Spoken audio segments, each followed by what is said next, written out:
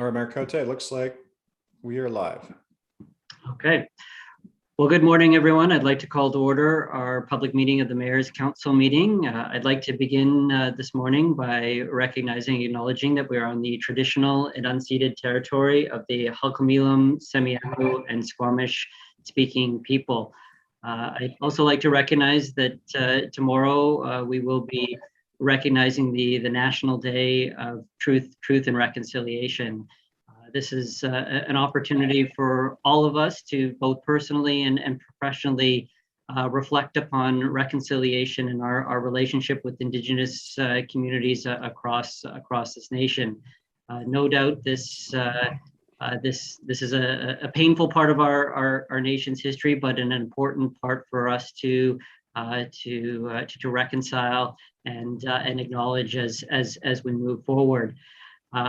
In TransLink, we have certainly been spending a lot of time thinking about the role we play as a transportation and public transit provider, and I think as everyone around this table is aware, the work we're doing is we're trying to better integrate and look at the barriers and challenges in our own system that has disadvantaged our Indigenous communities. And certainly through our big work, whether it's our long-range plan, Transport 2050, or our more immediate plans and actions we're doing from year to year, I think we recognize we have more work to do to ensure that reconciliation and the work with our First Nation communities, partners, and residents is better integrated with the work. So I do hope everyone around this table and everyone in our communities spend some time tomorrow reflecting on this important day in our country.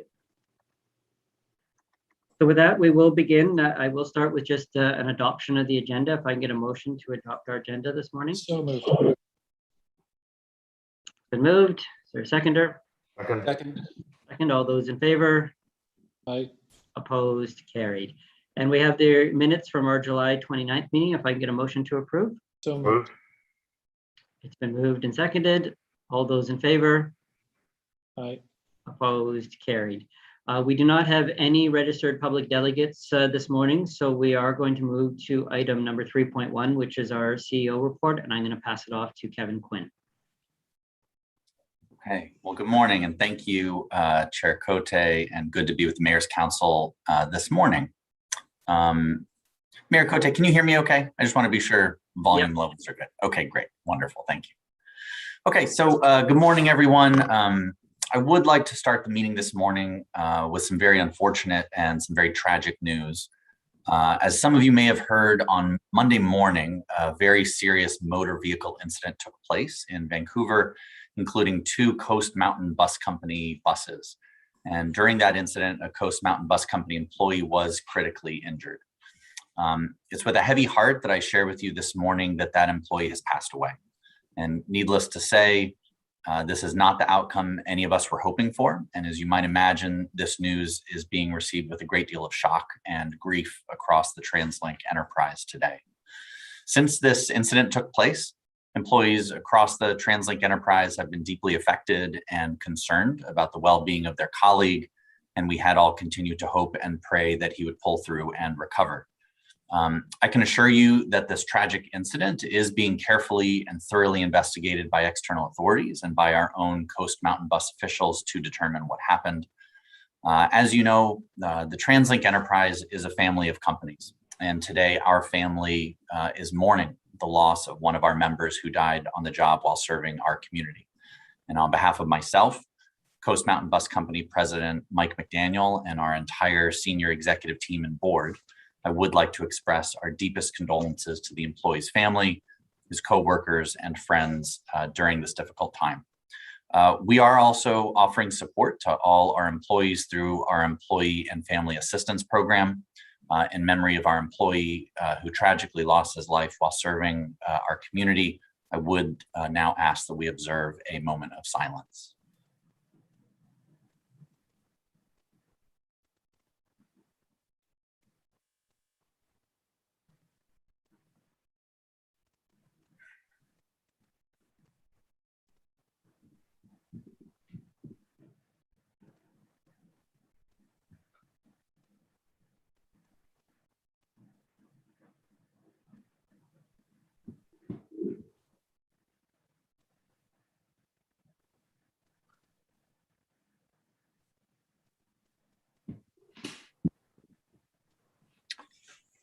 Thank you so much, everyone. I will now begin my management report. I want to provide just some early observations as we bring up the screen here. So as you know, I've been in this role for just over 2 months now and have been meeting with employees, customers, and stakeholders really across the region. And I've also had the opportunity to meet with many of you personally to learn more about your priorities and the communities that make up our region. And quite honestly, so far, my first impression is that Metro Vancouver is a region that truly does care about transit. It's clear to me we have such a strong, robust transit system that really is set up for success. I've really observed that TransLink is really woven into the fabric of the Metro Vancouver region. You know, we don't just serve the community, we contribute to the community, we're part of the community. And this was really quite evident to me when I attended one of our mobile vaccination clinics in Burnaby recently and really got to see firsthand the impact our organization has on helping the people of Metro Vancouver. I also had the chance to chat with many customers at the PNE in August, where we had our Reconnect bus on display, showcasing the many ways we're keeping customers safe as they return to transit. It was really great to meet customers face to face and to better understand how they feel about TransLink and the services that we provide. Moving forward, I really want TransLink to lean into this role as a community building organization and really find new ways to connect with our customers and forge new partnerships. Today, transit agencies, they're not just about getting you from A to B, they're really quite influential on issues like affordable housing, social equity, and climate change. You know, we play an important leadership role in the community, and I think we need to act like it.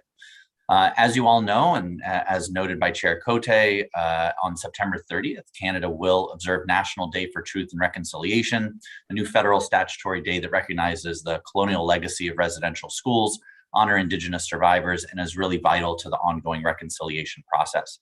At TransLink, we have several activities planned for Truth and Reconciliation Week, which runs from Monday to Friday of this week to empower our employees to learn, to listen, and to converse. I'd like to now share some corporate updates. You can go to the next slide on some recent initiatives and projects. On September 6th, we rolled out our new service changes, which increased frequency and reach in areas where customers really need it the most. And much of that focus was on routes serving post-secondary institutions as students return to in-person learning, including routes serving the University of British Columbia, Simon Fraser University, Capilano University, and more. We also brought back 10-minute C-bus service during rush hours and added back Train 4 to the West Coast Express in the mornings and afternoons to help serve customers commuting to and from workplaces in downtown Vancouver. Throughout the pandemic, our team has been monitoring travel patterns. We're using these findings to reallocate service to reduce any crowding conditions that pop up. We also recently launched a partnership with Transit App, which allows customers to check how full buses are ahead of time and really use data to plan their trip accordingly. Go ahead and jump to the next slide. I'd like to give a ridership update from the first few weeks of September. So last week during our open board meeting, I shared the exciting news that TransLink had seen its highest jump in ridership since the start of the pandemic during the first 4 days after Labor Day. And I'm pleased to share with the Mayor's Council today that our ridership has continued to grow. This past week, September 20th to the 26th, was the busiest week our system had seen in 18 months, with a total of 5.4 million boardings.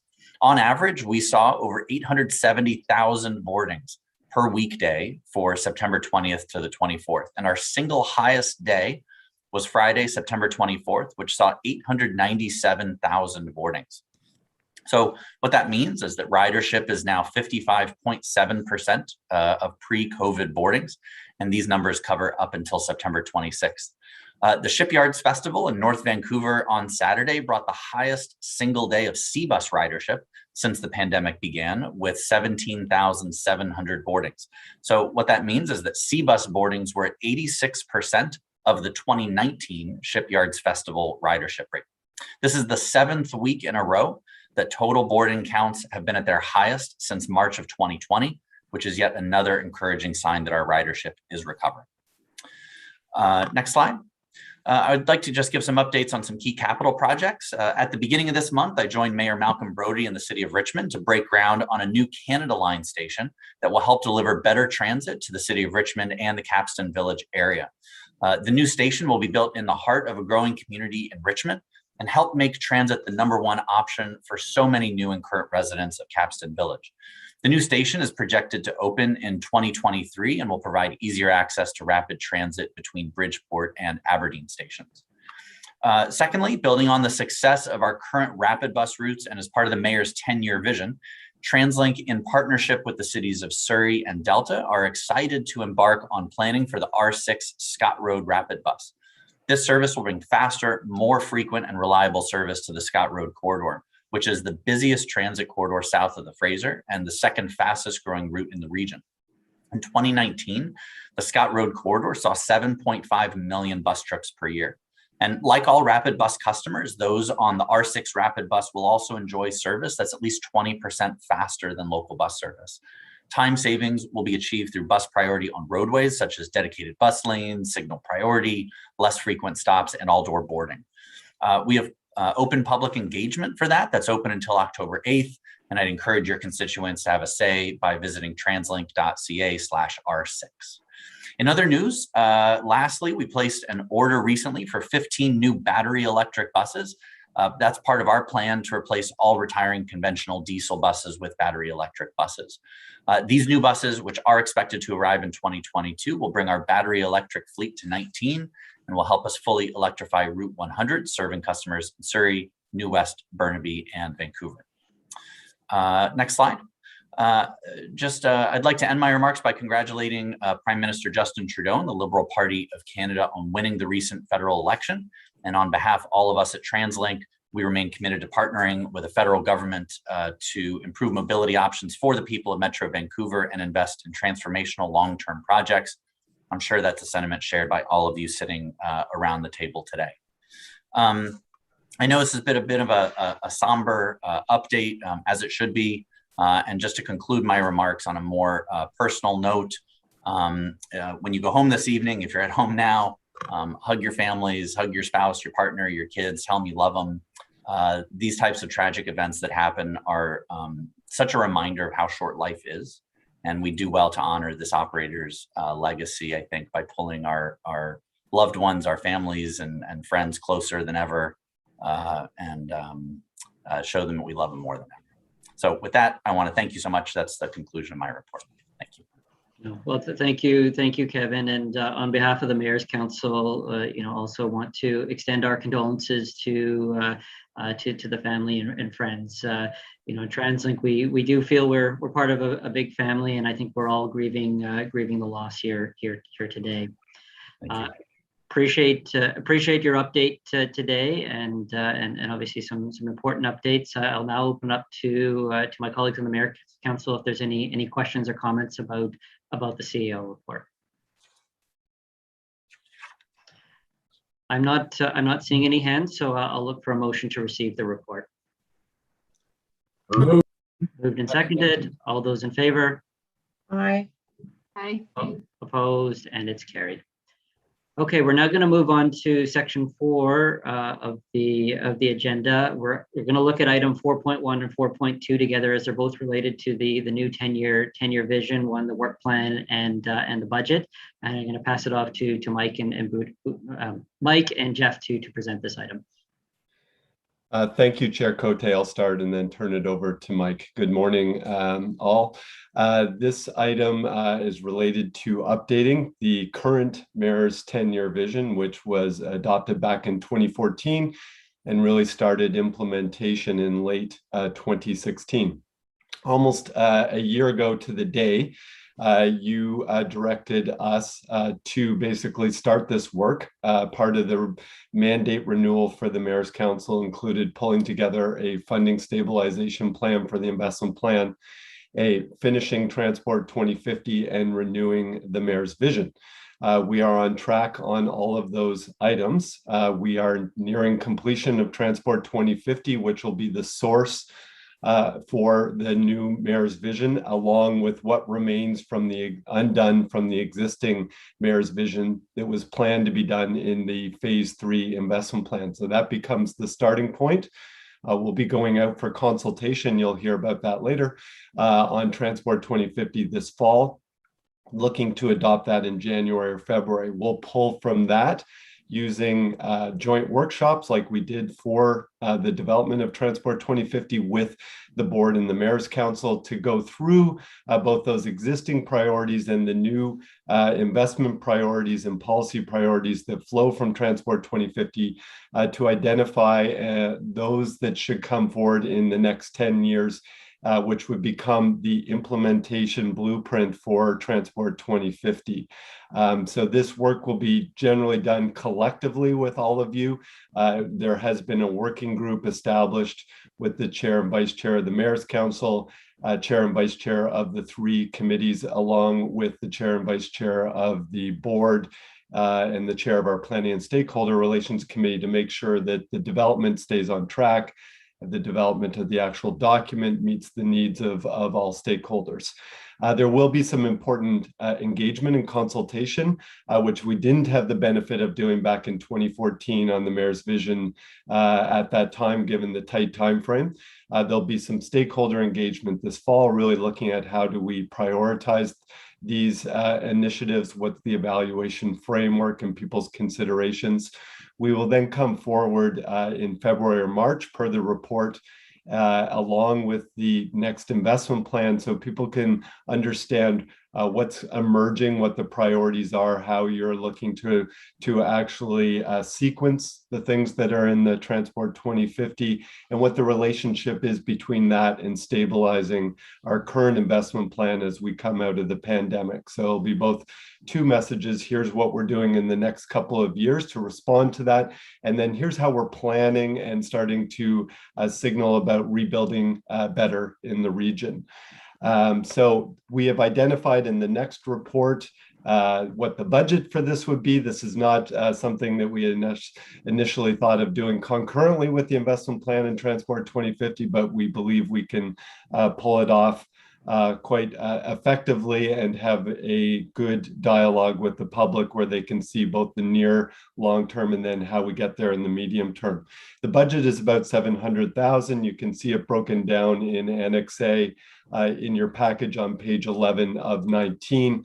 It includes more detailed modeling and evaluation of the network that will come out of Transport 2050, and the non-transit investments, which are critical in the current Mayor's vision, and we see being important in the next Mayor's vision, things like walking, cycling, investment in our roads, resiliency, new mobility, those kinds of multimodal elements that bring together the whole vision.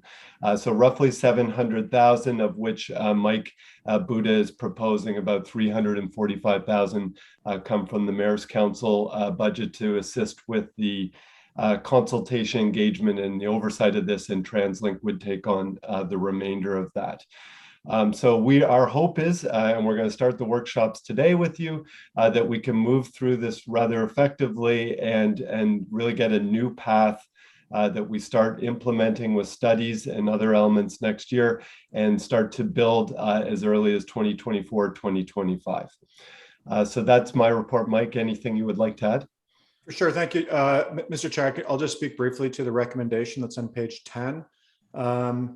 This is somewhat symbolic in that, as you know, our budget actually comes to us from TransLink as per the legislation. So this isn't actually reducing TransLink's costs. It's all coming from the same source. But it will indicate, I think it does indicate to the board that this is, the Mayor's Council's vision, and that will be a part of it. And TransLink is doing this to support how this body has said it would like to come up with an implementation plan for T2050. As you probably also recall, we typically spend about half of the legislated allocation we receive from TransLink every year. And $345,000 fits easily inside that typically unallocated half. So this isn't going to impinge at all on our typical activities. So with that, Mr. Chair, we're happy to answer any questions. And again, there's a recommendation on the second report, item 4.2 on page 10. Okay, thank you, Mike and Jeff. I'll open it up if there's any questions or comments at this time. I'm not seeing any hands, but I'll just make a quick comment. I am looking forward to for the Mayor's Council to be able to engage in this work. I think we've been incredibly well served in our region by the previous mayor's 10-year plan, as I think it's really helped focus and set the priorities in the region.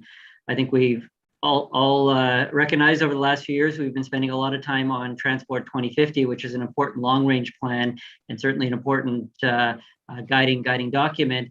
But sometimes really long-range plans can be a bit abstract and don't really necessarily connect to the more near-term priorities. And I think following up the work with Transport 2050, with engaging in a refresh of the mayor's 10-year plan, we'll take the good work that we've been doing on Transport 2050, but really start to outline what are those more shorter term next 10-year priorities, and having a good discussion about that. So I'm looking forward to engaging with all of our colleagues on this process, and I'm confident it will be as successful as the past 10-year plan has served our region. So with that, as Mike mentioned, there is a recommendation on page 10 of the report. I'll move the recommendation. Recommendation's been moved. Is there a seconder? Second. Second. All those in favor? Opposed? And it's carried. Okay, that brings us to item 5.1, the transit ridership update. We did receive a little bit of a sneak preview with our CEO report, but I am going to pass it off to Jeff and Teresa just to provide a bit more context to the Mayor's Council. Thank you, Mayor Cote. As Kevin pointed out, we do monitor this on a weekly basis. So Teresa's going to go through the last week's detailed information. You can see the trajectory over the last many months during the pandemic, and the relationship between both caseloads, vaccination, and what we're seeing as ridership. As you know, ridership is an incredibly important indicator for many things, both how the economy is recovering, our sustainable mobility objectives, our revenue as we come out of the pandemic. We were estimated to be generating around $700 million a year in transit fares that helps pay for what used to be about 57% of our operating expenditures. So recouping that ridership is incredibly important on many fronts going forward.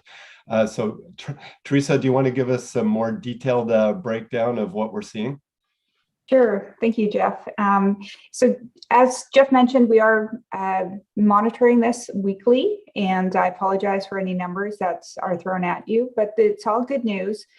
Since I last updated you, we were sitting at 40% of pre-COVID, and that's about 620,000 boardings every weekday. And as Kevin Quinn mentioned, we're at about 870 for an average weekday. And how we got there is we are basically following along very closely to the BC Restart steps. So we've seen the increase through step 1, 2, and 3. Over the summer, we're looking at about a 2% average growth week over week.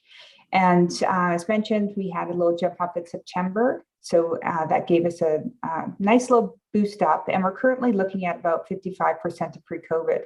And what we've seen is that our average weekday journeys are increasing.